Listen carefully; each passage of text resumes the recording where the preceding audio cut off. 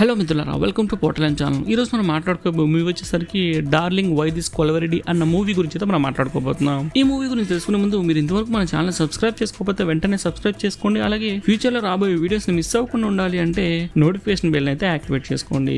ఇంకా ఈ మూవీ గురించి చెప్పాలంటే సింపుల్ గా ఒక రెండు విచిత్రమైన క్యారెక్టర్స్ మధ్య పెళ్లి అనే కాన్సెప్ట్ అయితే ఇంక్లూడ్ చేస్తారు. దాని వల్ల జనరేట్ అయ్యే ఫన్ ఈ మూవీ. అయితే ఈ సినిమాలో హీరోయిన్ వచ్చేసరికి ఒక అపరిచితురాలు, తనకి స్ప్లిట్ పర్సనాలిటీ డిజార్డర్ ఉంటుంది. అట్లాగే పెళ్లి అంటే ఒక పిచ్చితో ఉండే ఒక హీరో, ఆ హీరోకి హీరోయిన్ కి మధ్య కనెక్షన్ ఎలా కుదిరింది అన్నదే మనకు సినిమాలో చూపిస్తారు. అయితే సినిమాలో యాక్టింగ్ కి ఎక్కువగా స్కోప్ హీరోయిన్ దొరికింది, కానీ హీరోయిన్ దాన్ని హ్యాండిల్ చేయలేకపోవడం వల్ల సినిమా మనకి అంత ఇంట్రెస్టింగ్ అనిపించదు. మీకైతే హీరోయిన్ యాక్టింగ్ చేయడానికి స్ట్రగుల్ అవుతున్న విషయం మనకి స్క్రీన్ మీద క్లియర్ గా కనిపిస్తుంది. ఇంకా ప్రియదర్శి గారి పర్ఫార్మెన్స్ అయితే యాజ్ యూజువల్ గా బాగా చేశారు. ఆయన కామెడీ కూడా మనకి కనెక్ట్ అవుతుంది. ఓవరాల్ గా సినిమా ఎలా ఉంది అంటే నాకైతే పర్వాలేదు, బానే ఉంది అనిపించింది. జస్ట్ ఎంటర్టైన్మెంట్ పర్పస్ కోసం అయితే సినిమా చూడండి. అలాగే లాజిక్స్ వెతికే వాళ్ళు అయితే మాత్రం సినిమాని కొద్దిగా డిస్టర్బెన్స్ గా ఫీల్ అవుతారు.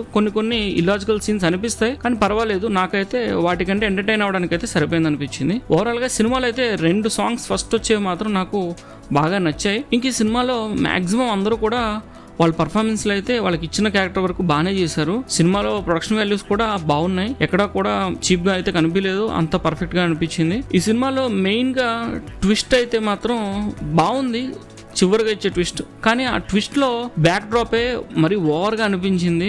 దానివల్లే సినిమా డౌన్ అయిందేమో అనిపించింది. మిగతా లాజిక్స్ ని ఎలా వదిలేస్తాం, కానీ ఈ చివరి ఇచ్చిన ఆ ట్విస్ట్, ఆ లాజిక్ మాత్రం మనకి ఎట్టి పరిస్థితుల్లో సింక్ అవ్వదు. దానివల్లనే సినిమా కొద్దిగా డిస్టర్బ్ అయింది. అప్పటి వరకు బాగానే ఉంటుంది. ఓకే, ఓవరాల్ గా అయితే సినిమా చూడొచ్చనే చెప్తాను. మీరు కనుక ఈ మూవీ ముందే చూసింటే మీకు ఏమనిపించింది కింద కామెంట్స్ లో తెలియజేయండి. అలాగే వీడియో కనుక నచ్చితే తప్పకుండా లైక్ చేయండి, అలాగే సబ్స్క్రైబ్ చేసుకోండి, నోటిఫికేషన్ బిల్ యాక్టివేట్ చేసుకోవడం మర్చిపోకండి. మరో మూవీ యొక్క రివ్యూ అయితే మేము ముందుకు వస్తాను.